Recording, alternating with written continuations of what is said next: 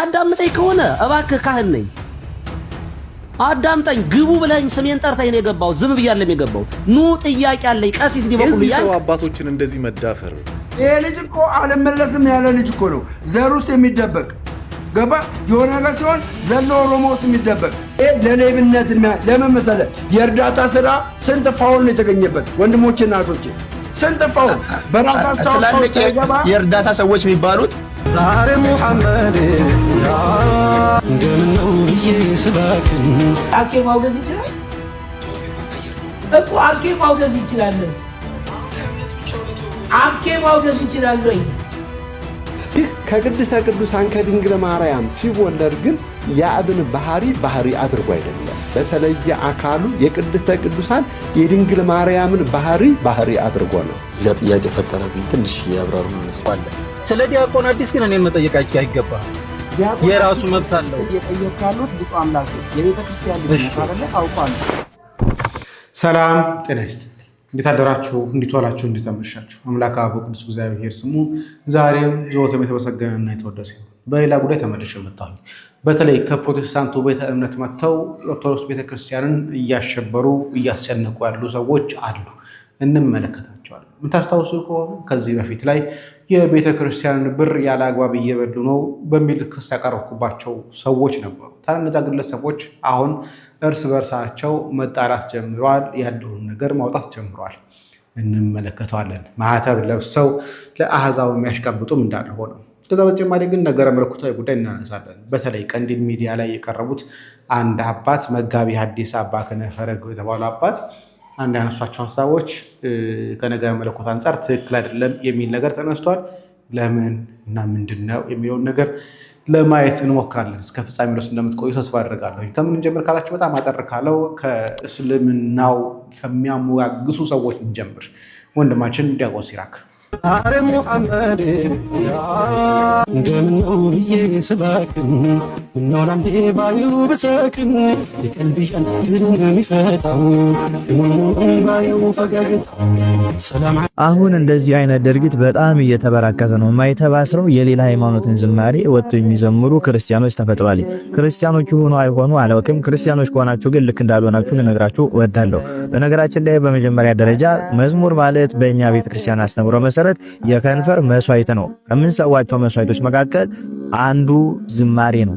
ዝማሬ ደግሞ የከንፈር መስዋዕት ነው። እኛ ክርስቲያኖች ደግሞ መስዋዕትን የምንሰዋው ለእግዚአብሔር ብቻ ነው። በእኛ ቤተክርስቲያን አስተምሮ መሰረት ደግሞ ከእግዚአብሔር ውጪ ሌላ አምላክ እንደሌለ እናምናለን። ሌላ ሃይማኖትም ልክ እንዳልሆነ ስህተት እንደሆነ እናምናለን፣ እንዲሁም እናስተምራለን። ስለዚህ እናንተ የምትጠሩት ሰው እንዲሁም ደግሞ የምትናገሩለት አካል በእኛ ዘንድ ጣዖት ነው። እየሰዋችሁት ያላችሁት በዚህ መልኩ ለማን ነው ብለን ስንጠይቅ ደግሞ ለጣዖት ነው። ክርስቲያኑ ናችሁ ማይተብ አንጠልጥላችሁ ለማይገባ ነገር ራሳችሁን አሳልፋችሁ የምትሰጡ እንዲሁም ደግሞ ሌሎች ክርስቲያኖች መሰናከያ የምትሆኑ ማረፍ መቻል አለባችሁ። ብታውቁ እናንተ ክርስቲያኖች አሁን የምታቀነቅኑለት ነብይ እግዚአብሔር ኢየሱስ ክርስቶስን ፍጡር ነው ብሎ ነብይ ነው ብሎ የሚናገር አምላካችሁን የሚያዋርድ ነብይ ነው። ሁለተኛ እናንተ ክርስቲያኖች እንድትጠፉ እንድትታረዱ የሚያዝ ነብይ ነው። ስለዚህ በምን ሂሳብ ነው? ማን አዟችሁ ነው? ማን ይሄንን አስተምሮ አመልክቷችሁ ነው ወጣችሁ ማይተባስራችሁ ይሄንን ድርጊት የምትፈጽሙት? ከማን የተማራችሁት? ስሜታችሁ በመራችሁ ትንሽ ባወቃችሁ ጥቂትና ባነበባችሁ መጽሐፍ ተንተርሳችሁ ከኔ በላይ አዋቂ የለም ብላችሁ ከቤተክርስቲያን ተቃራኒ የምትቆሙ የራሳችሁን ሐሳብ የምታራምዱ ግን ደግሞ የእስቲ ቤተክርስቲያን መገለጫ የሆነውን ማይተብ ያሰራችሁ ክርስቲያኖች ማረፍ መቻል አለባችሁ። ይሄ ስርዓት አይደለም፣ ኃጢአት ነው። ብታውቁስ በፍትሐ ነገሥት ላይ እንደተገለጸው የሄደር ጥምቀት በተጠመቃችሁ ነበረ። የሌላ ሃይማኖትን አምልኮ መጣችሁ እዚህ ላይ የምታንጸባርቁ። በነገራችን ላይ የነሱን ስብከት የነሱን አስተምሮ ነው ለኛ ለክርስቲያኖች ማይተባስራችሁ እያስተላለፋችሁ ያላችሁት።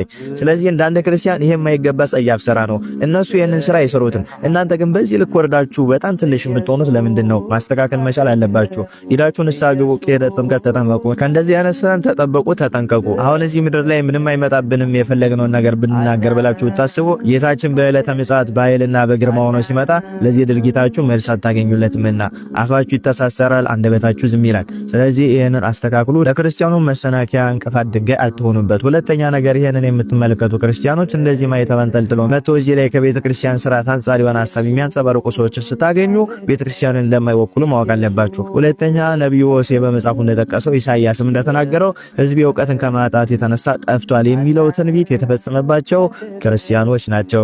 ስለዚህ ተማሩ፣ መርምሩ፣ ቤተክርስቲያንን እወቋት። ከዚህ አይነት እኩይ ስራ ተከልከሉና በስርዓተ ቤተክርስቲያን አንጻር ቆማችሁ ሁሉን ነገር ለማከናወን ሞክሩ።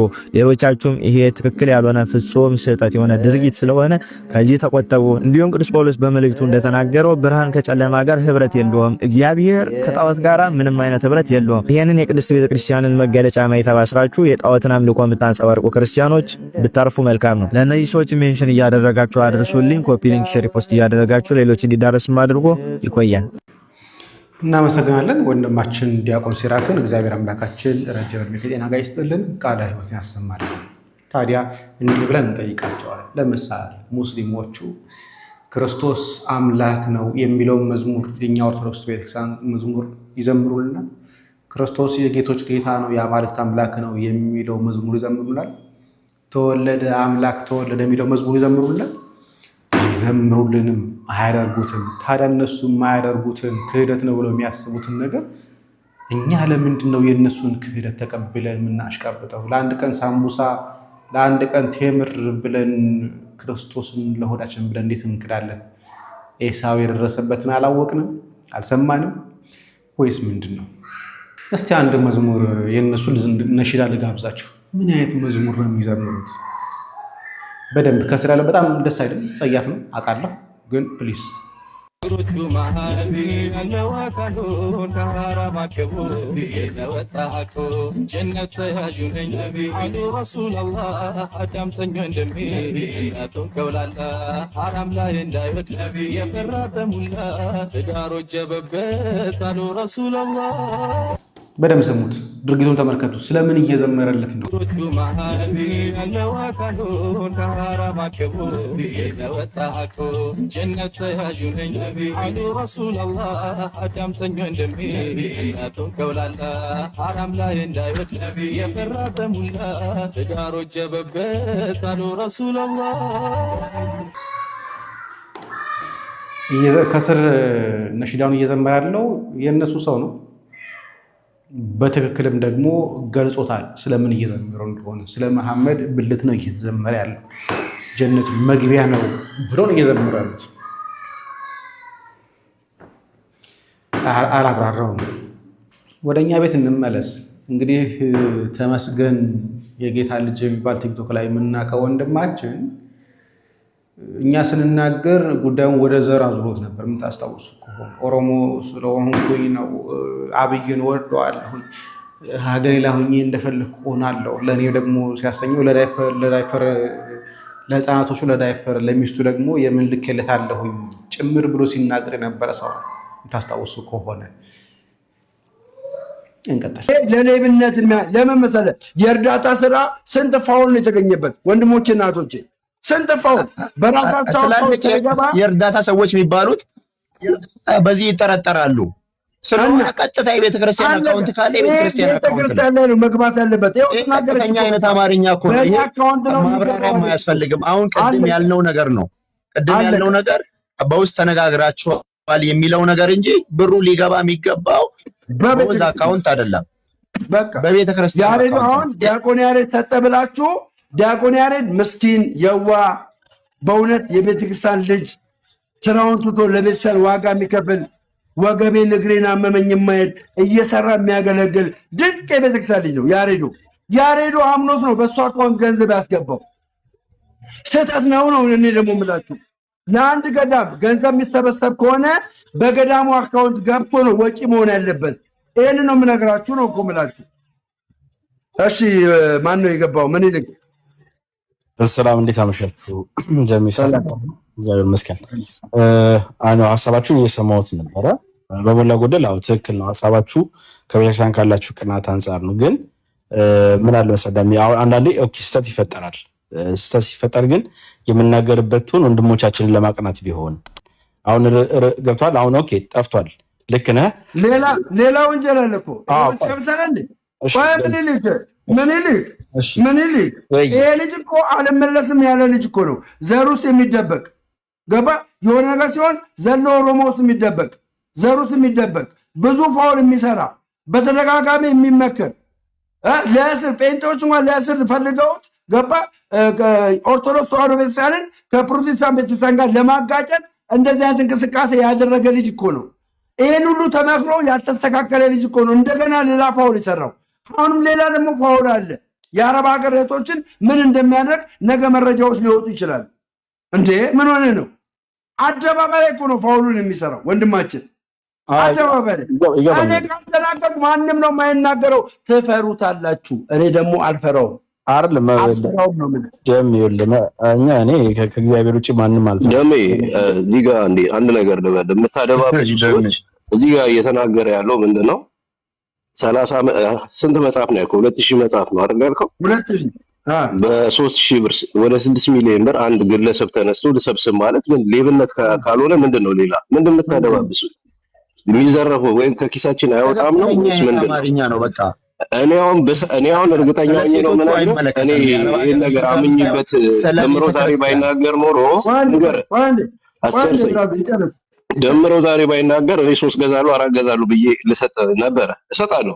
ለምሳሌ ነው ማለት እንደዚህ ብዙ የሚበላ ሰው አለ። ምክንያቱም የት እንደሚገባ እናውቃለን። ስለዚህ ከዚህ በኋላም ቢሆን ማጋለጥ ከመጣ መቀበል ማበረታታት ነው እንጂ ያለብን መተህ እንዲህ ማደባበስና ጾም ነው ምናምን በጾም አንድ እየዘረፈ ያለው እሱ ሌላ የማይሆን ነገር ውስጥ አትሉ። በዛ ላይ ልጁ ላይ ባክግራውንዱን እያወራ ነው። እዚህ ጋር ብዙ ሴት እንደሚያጭበረብር ብዙ የኋላ ነገር እንዳለው ከኋላ የሚሰራው ቀለሜ ቤት ገብቶ የሰራውንም እያየን ነበር አይደል?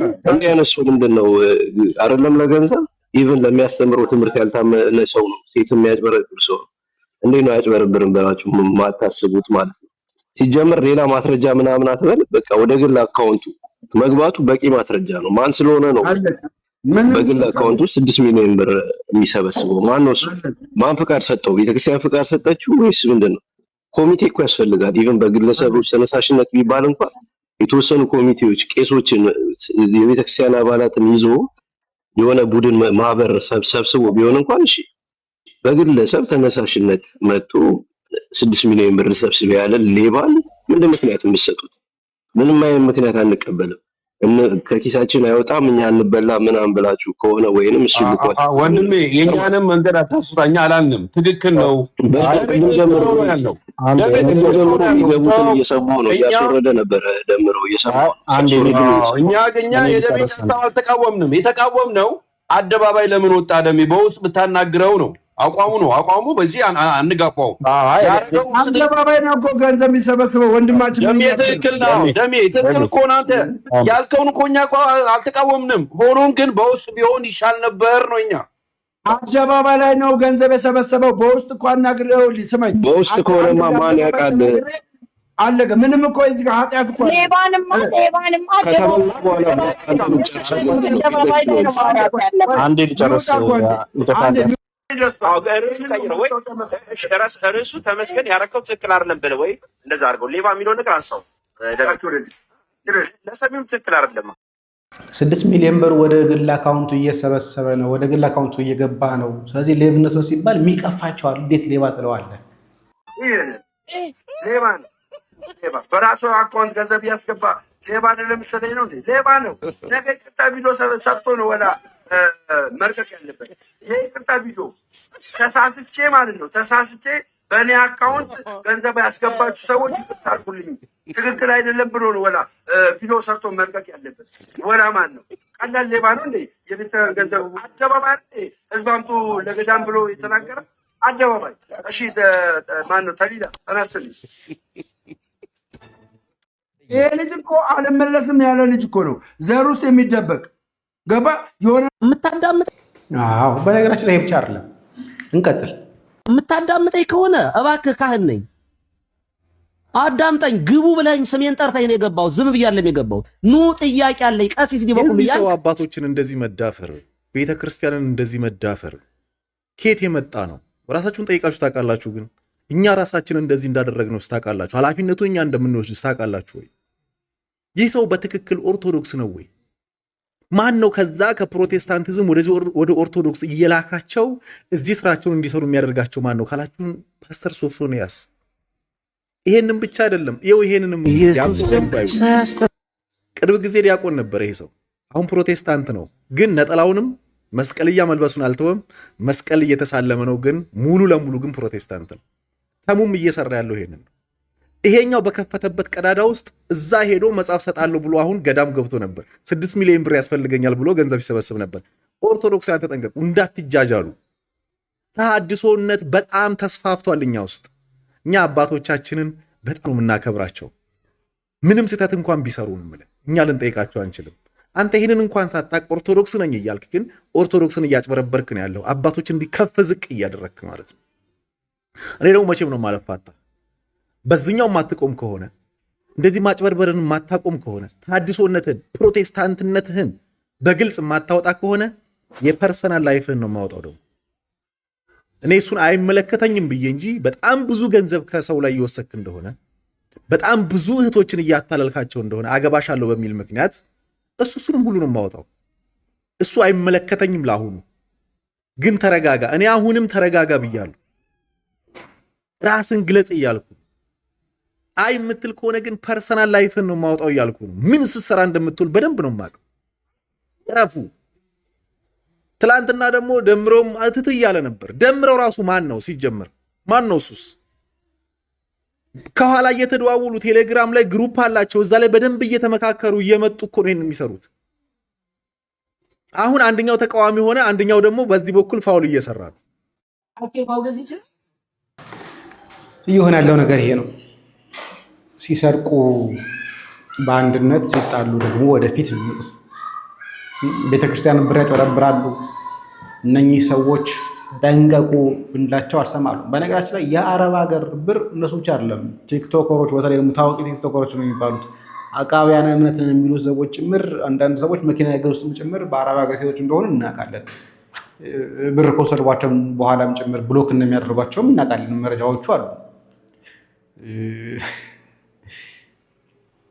እና እንደዚህ አይነት ሰዎች እየመጡ ያሉ ሰዎች እባካችሁ ልናቸው ይገባል። እንደሱ ብቻ አይደለም ደግሞ ይሄኛውም ደግሞ አለ። አኬ ማውገዝ ይችላል እኮ አኬ ማውገዝ ይችላል ወይ? አኬ ማውገዝ ይችላል ወይ? አኬ የተወገዘ ማንን ያወግዛል? አይ አይደለ እዚህ በኩል ልብስ በየቤቱ እየገቡ እያወገዙኝ ነው። እኔ አውገዙኝ እኮ ተወገዝኩ። ኬኳ አጉዞኛል። በነገራችን ላይ ይህ ሰው እነ ግርማን ደገፈ 30 ሚሊዮን ብር ይሰጡኛል ብሎ የድምፅ ሪከርዱ አለኝ። ጆቢራው ዮሐንስን ደገፈ ብር አገኛለሁኝ ብሎ እሱም አልተሳካለትም። ከዛ ጥምቀትን ካደ። እምነት ብቻ ወደሚለው ወደ ቀድሞ ትምህርቱ ተመለሰ። ሶፎንያስ ላይ ቀርቦ ደግሞ አሁን ደግሞ ሲዘባርቅም ጭምር ነበር። ያሳዝናል። ግን ይህ ሰው ግን የኦቲሲ ቲቪ ላይ ተቀምጦ እንግዳ ሆኖ ግን ቀርቦ ነበር። ፓስተሩ ተመለሰ ተብሎ ማለት ነው። እኔ ስለው ግን ወለች ነው አይደል? በቀደም እንደውም በአንድ ስልክ ነው ከቤተክርስቲያን የማባረው አሉ የወንጌል አርበኛው ማለት ነው። አንተ እነዚህ እኮ ተሳዳቢ ይሁን እናንተ እኮ ተሳዳቢ ነው ያፈሩት። ሴቶቹ እኮ ሰይጣን ይፈራቸዋል ስድባቸውን። ሰይጣን ይደበቃል። በነገራችን ላይ ሶፊያ መምህር ነኝ ብሎ የመቆም መብት ያለው እድል ሲያገኝ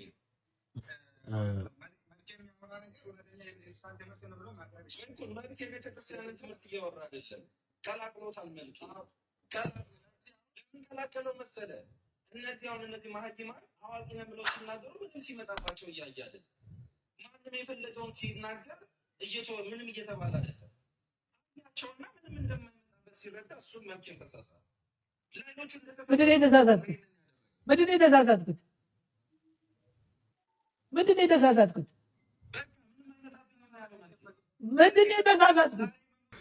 የተሳሳቱ ትምህርቶች ባለፈው ማቅረቢያቸዋለሁ። ቲክቶክ ላይ ከኔ ጋርም ላይቭ ላይ ቀርቦ ተከራክረናል። ግን መስሚያው ድፍን ነው። መጽሐፍ መጥቀስ አይችልም። ከአባቶች መምጣት አይችልም። ከገድላት ከድርሳት መምጣት አይችልም። ግን በማን አለበኝነት ግን ድምፁን ከፍ አድርጎ ማውራት ብቻ ቤተክርስቲያን ያወቃት የሚመስል ሰው ነው። ያሳዝናል። አውደ ምሕረቶቻችን ለእነዚያን ሰዎች ተከፍተዋል። ምስክርነት እየተባለ የተለያየ ቦታ ሲጠራ የነበረ ሰው ነው። የኦቲሲ ቲቪ ላይ ቀርቦ ሲናገር የነበረ ሰው ነው። ቲክቶክ ላይ ከፍቶ አባቶችን ሲዘልፍ ሲናገር የነበረ ሰው ነው። መሻላይ ግን ተመልሶ ወደ ክህደት እያንደረደረው እንደሆነ ግን እያየን ያለ ነው። ያሳዝናል። ምክንያቱም የሚቆጣጠር ሰው የለም። ሲመጡ ምን ተምራችኋል? ኦኬ ልትጠመቁ ነው? ፓስተር ነበራችሁ? አዎ።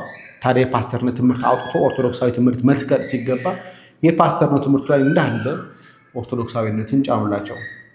ከዛ በኋላ ኦርቶዶክሳዊ ትምህርት ስለሌላቸው ኦርቶዶክሳዊ ትምህርት ስላልተማሩት ከየት አምጡት? እና ነገሮች በጣም አስቸጋሪ ሆኗል። ታዲያ ወንድማችን ታላቁ ጋር ልምጣ። ቀንዲል ሚዲያ ላይ አንድ የቀረቡ አባት ነበሩ እንዳልኳቸው መጋቢ አዲስ አበባ ከነፈረጉ ይባላሉ። እዛ ላይ ታዲያ ከተናገሩት ነገር መካከል ላይ ቲክቶክ ላይ ስህተት ናቸው ተብሎ እየተነገሩ ያሉ ነገሮች አሉ። እስቲ ወንድማችን ታላቁ ያብራራዋል። እንስማው። ዲያቆን ታላቁ። ወልድ ወመንፈስ ቅዱስ አሐዱ አምላክ። እንደምን አላችሁ ሁላችሁንም? ሰላም ክርስቶስ ከኔም ከእናንተም ጋር ይሁን። ትንሽ ጠፋ ብዬ ሰንብቻለሁ። ጠዋት የሆነ ነገር ስዘዋወር አየሁኝና እስኪ ለምን መልስ አልሰጠበትም ብዬ ነው። እስኪ እቺን ቪዲዮ አንዴ አይተናት እንምጣ።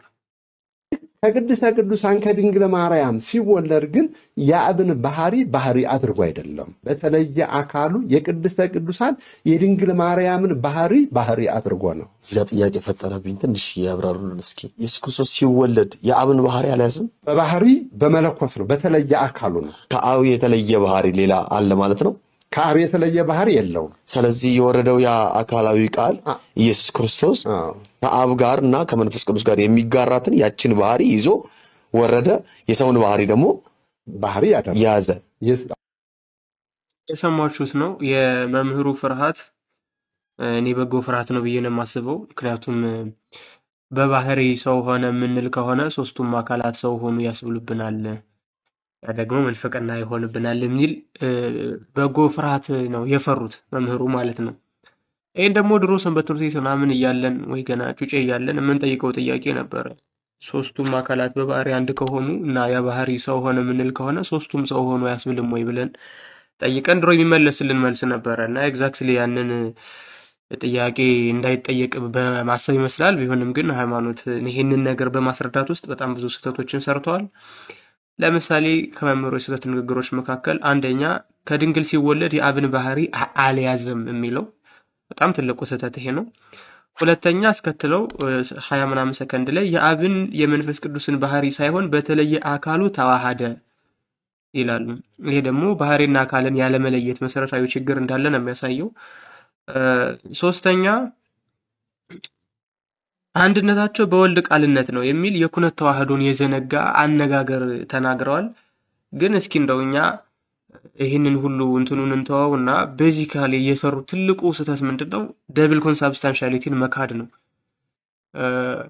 ደብል ኮንሳብስታንሻሊቲ ማለት አምላካችንና ጌታችን የኢየሱስ ክርስቶስ በመለኮቱ አብን በሰውነቱ እኛን ይመስላል የሚል ይሄ የደብል ኮንሳብስታንሻሊቲ ትምህርት እጅግ በጣም መሰረታዊ ትምህርት ነው። ላይክ በጣም ሴንትራል የሆነ ትምህርት ነው። ይሄንን ትምህርት ወደ ጎኔ ማለትና ከድንግል ማርያም ሲወለድ የአብን ባህሪ አልያዘም የሚለው ንግግር ምን ያክል አደጋ እንዳለው ሙሉ ቪዲዮ የምትፈልጉ ከሆነ ዩቲዩብ ላይ አስቀምጥላችኋለሁ፣ ኮሜንት ላይ ታሳውቁኝና ለአሁኑ ግን በጣም ትንሽ ማሳያዎችን ብቻ ላስቀምጥ።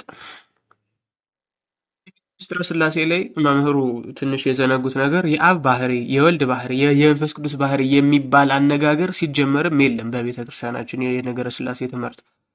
የአብ አካል ስም፣ ግብር፣ ኩነት ነው ያለው እንጂ የአብ ባህሪ የወልድ ባህሪ ተብሎ ራሱ በነጠላ ለሶስቱ አካላት አይነገርም። እስኪ ምናልባት ሃይማኖተ አበው ዘሚናስ ምዕራፍ 100 ማለት ነው ቁጥር 2 እና 5ን እንመልከት። በጣም ጥቂት ማሳያዎችን ነው ማሳያችሁ እዚህ ጋር ከምስጢረ ሥላሴ የመጀመሩ በጎ ስለመሰለኝ ነው። ቁጥር 2 ምንድነው የሚለው? እኛስ በቀናች ሃይማኖት ጸንተን ይላል።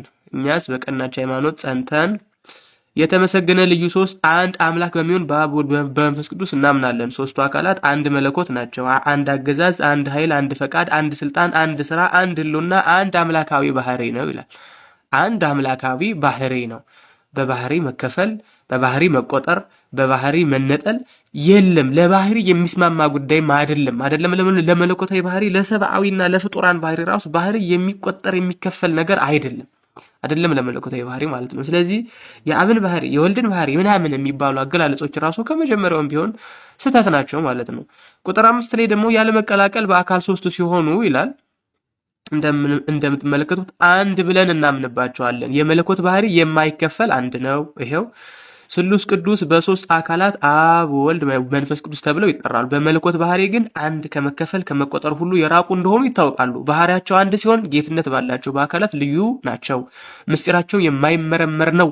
ስራቸው፣ አንድነታቸው፣ መለኮታቸው አንድ ነው። መንግስታቸው አንድ ነው። አገዛዛቸው አንድ ነው። መቀላቀል መለወጥ የለባቸውም ይላል። ኦኬ፣ መቀላቀል መለወጥ የለባቸውም። ይሄውን እንደ መጀመሪያ በሶስቱ አካላት ውስጥ ያለው ባህሪያዊ አንድነት ምንድነው ሲባል አብ ያለው ባህሪ፣ ወልድ ያለው ባህሪ፣ መንፈስ ቅዱስ ያለው ባህሪ እያልን አንናገርም ማለት ነው። ይሄ ወደ ትሪታይዝም የሚወስድ አነጋገር አገላለጽም ነው። ዝም ብሎ በዘልምድ የምንጠቀማቸው ነገሮች ማረም ስለሚጠበቅብን ማለት ነው። ሁለተኛ እንደው እንድናየው የምፈልገው ሃይማኖተ አበው ምዕራፍ 7 ቁጥር 8 ላይ የሚናገረው ነገር ነው። እንደምትመለከቱት በሰው ባህሪ ሰው የሆነ እርሱ ነው ካለ በኋላ ከአብ የተወለደ ከባህሪ አምላክ የተገኘ የባህሪ አምላክ የዘላለም ንጉስ እርሱ ነው የሚል በሰው ባህሪ ሰው የሆነ ስለዚህ በሰውነቱ የኛን ባህሪ ይዟል። እሺ በመለኮቱ ስንል የአብን ባህሪ ይዟል። ለምን? ከድንግል ማርያም ሲወለድ አዳማዊ ባህሪ ነሳ። ከአብ ቅድመ ዓለም ያለ እናት የተወለደው ልደቱ ደግሞ ያ መለኮታዊ ልደቱ ማለት ነው። ያ ከአብ የተወለደበት ልደትስ ደግሞ ምን የሚያስብለው ነው? ከአብ ጋር በባህሪ አንድ የሚያደርገው ነው ማለት ነው። ደብል ኮንሳብስታንሻሊቲ የሚለውን በጣም በጥቂቱ ማሳየት ከተፈለገ ይሄ በጣም አንድና በጣም ትንሽ ቀላሉ ማሳያ ስለሆነ ማለት ነው። አሁንም ሃይማኖተ አበው ዘአጢፎስ ላይ እንሂድ። ቅዱስ አጢፎስ ምዕራፍ 8 ቁጥር 2 ላይ ከአብ የተወለደ ከአብ ከመንፈስ ቅዱስ ጋር አንድ የሚሆን የእግዚአብሔር ቃል ሰው ሆነ፣ በመለኮቱ መዋረድ ሳይኖርበት በፈቃዱ ተዋርዶ የተገዢ ባህሪን ተዋሃደ ነው የሚል። ስለዚህ ከአብ ከወልድ ጋር ማን ነው ከአብ የአብ የመንፈስ ቅዱስን ባህሪ ሳይሆን በተለየ አካሉ የሚለው አገላለጽ ራሱ በጣም ስህተት ያለበት አገላለጽ ነው። ስህተት ያለበት አገላለጽ ነው። ባህሪ ስለማይከፈል ስለማይቆጠር አንዱ መለኮታዊ ባህሪ በሶስቱ አካላት ውስጥ ለሆኖ ስለሚኖር በኩነት እያገናዘበ አንድ አምላክ፣ አንድ ጌታ፣ አንድ ፈጣሪ፣ አንድ አገዛዝ፣ አንድ መንግስት፣ አንድ ስልጣን የሚያደርጋቸው ያ ስለሆነ ለሶስቱም አካላት ሰጠን እናገራለን ማለት ባህሪውም እንደ አካላቱ ይቆጠራል ይሰፈራል ማለት አይደለም። ስለዚህ የአብ የመንፈስ ቅዱስን ባህሪ አልያዘም ማለት ወልድን ከጌትነት ማውጣት ነው፣ ፍቅርና ነው። ይሄ ደግሞ ኮምፕሊትሊ ማለት ነው ሐሳቡ ራሱን ወይስ ያብራሩት እንጠብቃለን። እንግዲህ እንዲያብራሩት እንጠብቃለን። አሁንም ዲዮናሲዮስ ምን እንደሚል እንመልከት። ምዕራፍ 10 ቁጥር 11 ላይ እዚሁ በሃይማኖተ አበው ማለት ነው ባህሪያቸው አንድ ስለሆነ አንድ ይባላሉ። የሥላሴ ገጻት በየአካላቸው ልዩ ሲሆን አለ። የሥላሴ ገጻት ማለት ይሄ መልክ ማለት ነው። ገጽ ፊት ማለት ነው። በየአካላቸው ልዩ ሲሆን በመለኮት አንድነት ጸንተው ይኖራሉ። አንድ ሲሆኑ ሶስት አካላት አብ ወልድ መንፈስ ቅዱስ ስለመገለጣቸው ሶስት ናቸውና አመስግኗቸው ይላል።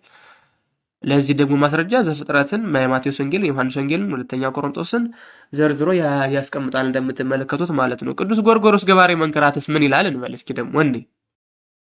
እሺ ይሄው ቁጥር 9 ላይ እንደምትመለከቱት ነገር ግን ከሰው ወገን ማንም አያውቃቸውም ነበር። የእግዚአብሔር ልጅ ወልድ ዋህድ ሰው ሆኖ አባቴ እነሆ ስምህን ለሰው ሁሉ ገለጥኩ፣ እኔንም የባህሪ ልጅህ እንደሆንኩ ያውቁ ዘንድ ዓለም ሳይፈጠር በነበረኝ ጌትነት ግለጠኝ ብሎ ካስረዳ በኋላ ነው እንጂ ብሎ የአብ የወልድ የመንፈስ ቅዱስ የአንድነት የየሶስትነታቸው ነገር እንዴት እንደተገለጠ በወልድ ሰው መሆን እንዴት እንደታየ ይናገራል። ዮሐንስ 17 ከ1 እስከ 6 ያለውን ብታዩ የምትመለከቱት ነገር ነው። ሁለተኛ ከዚህ የምንረዳው ቁጥር 8 ላይ ትስብእት በቃል ሲነሳ ወይም ቃል ስጋ ሲሆን ያ ትስብእት አካሉ ለሥላሴ አራተኛ ለባህሪ ሁለተኛ እንዳልሆነ ነው። ስለዚህ ሥላሴ በአካል ሶስት በመለኮት አንድ የምንለው ቅድመ ስጋዊም ድህረ ስጋዊም ተመሳሳይ ነው ማለት ነው። ምክንያቱም ከሁለት አካል አንድ አካል ከሁለት ባህሪ አንድ ባህሪ ስለሆነ ማለት ነው። ኳተርኒቲ የሚባለው ምንፍቅና እንዳናስገባ በዚሁም ጥንቃቄ ያስፈልገዋል ማለት ነው። ይሄንን ስንሸሽ ቅዱስ ጎርጎርዮስ ይሄንን ሲል ሰለስቱ ምዕት ደግሞ ምዕራፍ 17 ላይ ይሄንን ይላሉ። ቁጥር 17 እና 18 ላይ ይሄውም ከአብ ባህሪ የተገኘ ነው፣ ከባህሪ አምላክ የተገኘ የባህሪ አምላክ፣ ከብርሃን የተገኘ ብርሃን፣ የተወለደ እንጂ ፍጡር አይደለ፣ ከአብ ጋር በጌትነቱ የተካከለ፣ ሁሉ በእርሱ ቃልነት የተፈጠረ፣ ያለ እርሱ ምን የተፈጠረ የሌለ፣ በሰማይ በምድር ያለውን ቢሆን ብሎ ይናገራል። ስለዚህ ከባህሪው የተገኘ የባህሪ ልጅ ነው። አዎ ያንን ባህሪውን በተለየ አካሉ ይዞ መጥቶ ሰው ሆኗል። አዎ ስለዚህ ከመንፈስ ቅዱስ የተለየ ባህሪ ይዟል ወይ? አልያዘም። ለምን? ባህሪ ስለማይከፈል ስለማይቆጠር ከመጀመሪያውም ቢሆን። ስለዚህ በመለኮቱ የአብ ልጅ በሰውነቱ የድንግል ማርያም ልጅ የአዳም ልጅ የሰው ልጅ ተብሎ ክርስቶስ ይነገርለታል። ያንን መለኮታዊ ባህሪ ከትስብእቱ ነጥሎ ስላላመጣው ከትስብእቱ ነጥሎ ስላልተወለደ ማለት ነው። ስለዚህ እንዲህ አይነት ንግግሮች በጣም ቢታረሙ መልካም ይሆናል። ቅዱስ አትናቴዎስ የመጨረሻ ቅዱስ አትናቴዎስን ላሳያችሁና አልጨርስም። አትናቴዎስ ምዕራፍ 23 ቁጥር 3 ላይ በጣም የሚገርም ሚስጥር ነው የሚገልጥልን። ይህ አንዱ አምላክ ነው፣ በመለኮት የእግዚአብሔር ልጅ በስጋ የአዳም ልጅ ነው። የእግዚአብሔር ልጅ የአዳም ልጅ ስለሆነም ለወልድ ዋህድ ለአንዱ የምንሰግድለት ለአንዱ የማንሰግድለት ሁለት አካል ሁለት ባህሪ አለው የምንል አይደለም ይላል። አሁን እንድትይዙ የምፈልገው እኔ ምንድነው በመለኮት የእግዚአብሔር ልጅ በስጋ የአዳም ልጅ ነው የሚለውን ነው። የሰው ልጅ የሆነው ያው የእግዚአብሔር ልጅ ነው። የአዳምን ባህሪ የነሳው ከአብ በባህሪ የተወለደው ያው ልጁ ነው። አካል ዘማካል ባህሪ ዘምባህሪ የተወለደ የምንለው ወልድ ዋህድ ማለት ነው። ስለዚህ የአብን ባህሪ አልያዘም ማለት ምን አይነት ትምህርት ነው? እዚሁ ቁጥር 5 ላይ የሚገርም ሌላ ምስጢር ይነግረናል። እርሱ የእግዚአብሔር አንድ ልጅ ነው ይላል። ዳግመኛም በኋላ ዘመን በስጋ ከእመቤታችን ከቅድስት ድንግል ማርያም የተወለደ ያው እርሱ ነው። የቱ? የአብ የባህሪ ልጅ፣ የአብ የባህሪ ልጅ ያው እሱ ራሱ ማለት ነው። ቁጥር 7 ላይ ይህንን ሲያጸናልን ምን ይላል? ከእመቤታችን ከቅድስት ድንግል ማርያም የተወለደው የእግዚአብሔር የባህሪ ልጅ ነው። ቻው። እርሱም የባህሪ አምላክ ነው። መለኮት ቢያድርበት በጸጋ የከበረ አይደለም። በቃ ስለዚህ እንዲህ አይነት እንትኖች አንድን ነገር ከመሸሸት የተነሳ የሚመጡ አነጋገሮች ሌላ ከባድ ምንፍቅና ውስጥ ይከቱናልና መምህራን ብንጠነቀቅ። ሁለተኛ ወንድሜ ቀዳሜ ጸጋ ዲያቆን ቀዳሜ ጸጋ ማለት ነው እንዲህ አይነት ነገሮችን ስታቀርብ ጥንቃቄ የተሞላበት ትንሽ ስክሪኒንግ ቢኖርህ ዝም ብሎ የተነገረ ነገር ሁሉ ሚዲያ ላይ ባታቀርብ ጥሩ ነው። አንተ አሁን መምህራንን ታውቃለህ። እነ ሊቀ ሊቃውንት ስምዐኮነ እነ ሊቀ ሊቃውንት ስሙር አላምረው ቤተኞች ናቸው አይደል እንዴ ካንተ ጋር እነሱን ማሳየት፣ እነሱ ካልተመቻቸው ሌላ ሊቃውንትን ማሳየት፣ ይሄኛው ልቅ የተናገረው እንዴት ነው ብለህ ማሳየት እንጂ ዝም ብሎ ለሚዲያ ፍጆታ ብቻ ሁሉ ነገር እያመጡ በመዘርገፍ ቤተክርስቲያንን ማሳጣት አይነት ነገር እንዳይሆን ጥንቃቄ ብታደርግ ጥሩ ነው እላለሁ። እግዚአብሔር ይስጥልኝ ሁላችሁንም። ሙሉ ቪዲዮ እና ማብራሪያ የምትፈልጉ ከሆነ ግን ኮሜንት ላይ ትነግሩኝና ዩቲዩብ ላይ ረጅም ቪዲዮ ሰርቼ አስቀምጥላችኋለሁ። እግዚአብሔር ይስጥልኝ። ቃለ ሕይወት ያስተማልን ወንድማችን እግዚአብሔር አምላካችን ከጤና ጋር ይስጥልን። ምናልባት ዩቲዩብ ላይ ቪዲዮ ከሰራ ኮሚኒቲ ላይ ሼር አደርጋችኋለሁ ወይ ደግሞ ቴሌግራም ላይ ሼር አደርጋችሁና እንግዲህ ከዛ ሄዳችሁ የምትሰሙት ይሆናል ብዬ አስባለሁ። ሌላው እንግዲህ ብፁዕ አምላክ የሚባል ልጅ ነው። ባለፈው ክርስቶስ አማላጅ ነው ሲል የነበረ ሰው ነው። ከዚህ በፊት የእንታ ገብረመድህን ፎቶ ይጠቀም ነበር። አሁን ደግሞ የመምህር ዘላለምን ፎቶ ይጠቀም ያለ ሰው ነው። ወንድሙም ዲያቆን የነበረ ወደ ምንፍቅና ሄደ ነው። ነገር ግን አሁንም ቢሆን በኦርቶዶክሳዊ ካባ ለመጫወት የሚያስቡ ሰዎች ናቸው። እስቲ እንመልከተው። ስለ ዲያቆን አዲስ ግን እኔን መጠየቅ አይገባም። የራሱ መብት አለው። እየጠየቅኩ ያሉት ብፁዕ አምላኬ የቤተ ክርስቲያን ልጅ ነው አይደለ? ታውቀዋለህ። ስለ ግል ህይወቱ ወንድሜ የእናቴ አባቴ ልጄ ነው እኮ ልጄ ነው ያሳደግኩት ልጄ። እሺ አንዴ ተረጋጋ። እሺ አረጋጋ። ስሜት ያለው እንኳን እሺ አስጨርሰኝና አንተ መልስ እንድሰጥ እኮ ነው። ብፁዕ አምላክ ወንድምህ ዲያቆን አዲስ ጠዋት ላይ ካስተማረው ትምህርት ላይ ስንነሳ በጥምቀት ዙሪያ ላይ የሰጠው ምልከታ ነበረ። ስለ ጥምቀት ያወራው ያ ትምህርት የስህተት ትምህርት ነው ወይስ አይደለም ወይ?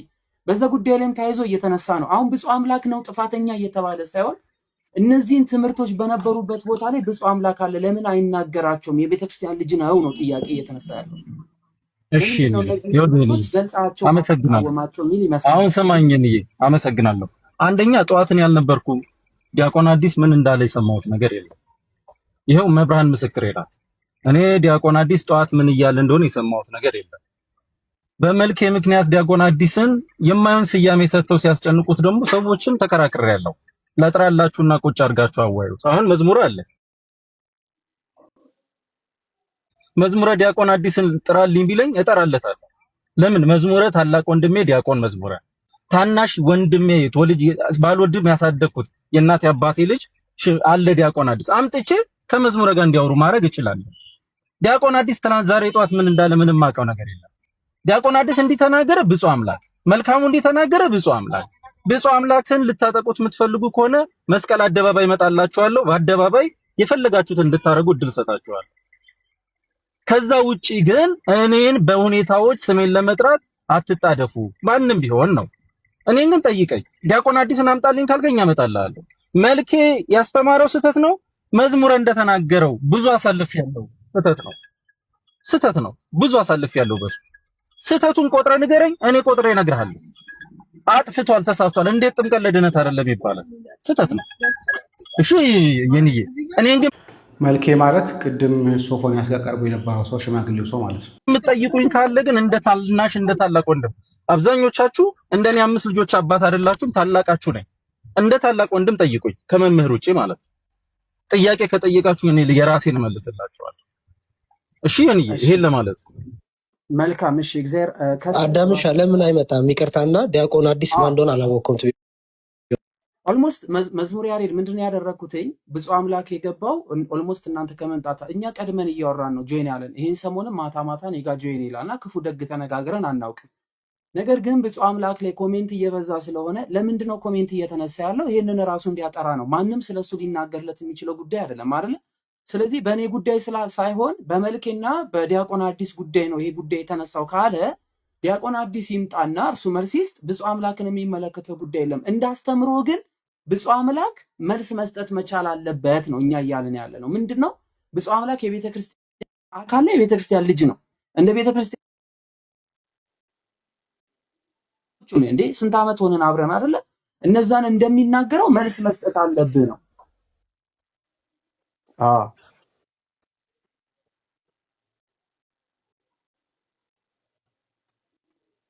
ያው በደስታ እሺ ብፁዕ አምላክ መልካም። ስለዚህ ብፁዕ አምላክ እስካሁን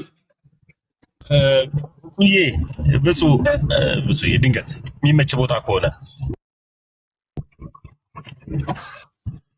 ብፁዕ አራችሁት ቃለ ሕይወት ያሰማልን። ሐሳብ የሰጣችሁት ደግሞ ሐሳባችሁ የቀና ሆኖ ፍሬ እንድናፈራበት ሁላችን እግዚአብሔር ይርዳን። እንደዚህ አይነት ሐሳቦች ላይ በጣም ልዩ ትኩረት ባይደረግባቸው በጣም መልካም ነው። አንደኛ ይሄ ሁሉ እዚህ ላይ የምታዩት ከ900 በላይ የሆነ ህዝብ ካርዱን፣ ጊዜውን፣ ጆሮውን ብዙ ነገሮችን ሰውቶ የእግዚአብሔርን ቃል ለመማር ነው የሚሰባሰበው። በዚህ ጊዜ የእግዚአብሔርን ቃል አንስቶ መንፈሳዊ ጥያቄ ካለ በዚያ ልክ እንድንወያይ ማድረግ ቢቻል እንዲህ አይነት ጥቃቅን ሐሳቦች እየገቡ ረጅም ጊዜ እንዳይወስዱብን። አሁን በጣም ቲክቶክ ላይ አንዱ ከምጠላባቸው ነገሮች መካከል ላይ የስህተት ትምህርት ሲገኝ የሆነ ሰው ሲያጠፋ ቶሎ ብሎ ለማድበስበስ የሚመጡ መምህራን አሉ። በጣም የሚገርመኝ አሁን ዲያቆን የተባለው ሰው ራሱ ዲያቆን አዲስ እያለ የሚጠራ ሰው ከዚህ በፊት መናፍቅ እንደሆነ የሆነ ሰው ነግሮኛል። ዱባይ ላይ በመንፍቅና የሚታወቅ ሰው እንደነበረ። ስለዚህ አሁን ዲያቆን ብሎ ድጋሚ ራሱ ሲመጣ እኮ ዲያቆን አይደለም መናፍቅ ነህ ሲባል አይ በእንደዚህ ነገር ላይ ባናተኩር ጥቃቅን ነገሮች ናቸው። እንዴት ነው ዲያቆን ነኝ የሚል ሰው እያየ መንፈቅና እየተናገረ እንደሆነ እየተሰማ ጥቃቅን ነገር የሚሆንበት ምክንያት ነው አይገባኝ። የሆነ ጊዜ ላይ የሆነ ሰው መንፈቅና ሲያስተምር ተው ይሄ ነገር ትክክል አይደለም እንደዚህ ሲባል እስቲ ይሄን ነገር እናርግበው። መንፈቅና እንዴት ነው የሚረግበው? የክህደት ትምህርት እንዴት ነው የሚረግበው? ይሄ ብፁዕ አምላክ የሚባለው ሰው ራሱ ኢየሱስ ክርስቶስ አማላጅ ብሎ የሚናገር ሰው ነው። ግን ብፁዕ አምላክ የእግር መላስ ነው የቀራቸው ወይ ነገራቸው እንዴት እንደሆነ ግን አላውቅም። ብፁዕ አምላክ ይቅርታ ወንድምን መሀል ስለገባው ይቅርታ። ግን ሪከርድ የተደረገ ቪዲዮ ስላለ እሱን ወደ እሱ ልመጣ ነው። ብፁዕ አምላክ ወንድምህን ጥረው ተብሏል። ወንድሙን የሚጠራበት ምክንያት በእጃችሁ የያዛችሁት ልጁ ያስተማረው የክህደት ትምህርት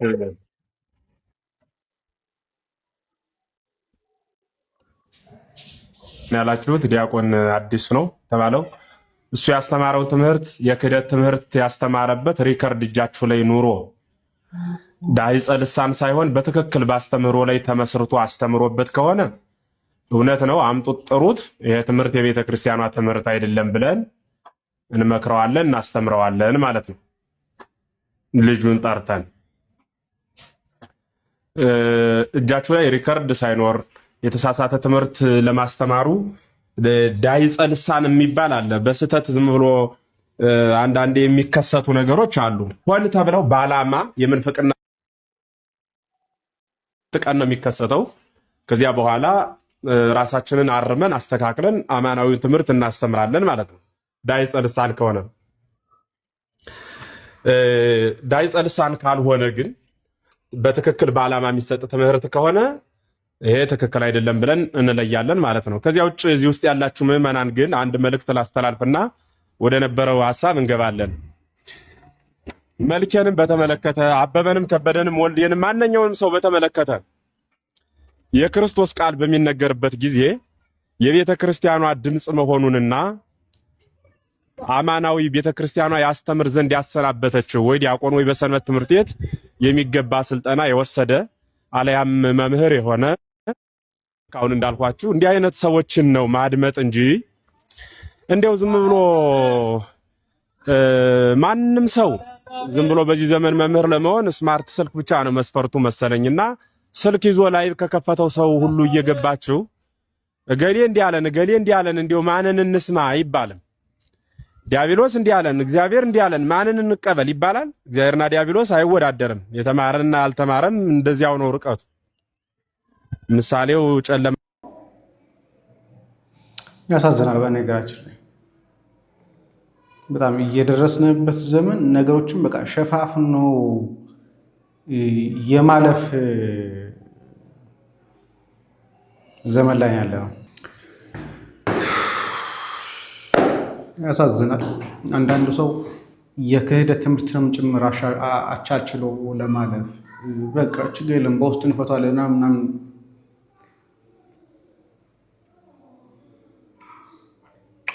በነገራችን ላይ አለ እንደዚህ ብለው የሚናገሩ ሰዎች ራሱ የክህደት ትምህርት ሲያስተምሩ እንደነበር ዶክመንቶች አሉ። እግዚአብሔር ይስጥልን። በእውነት የሆነ ጊዜ እናወራርደዋለን። ቸር ቆይ።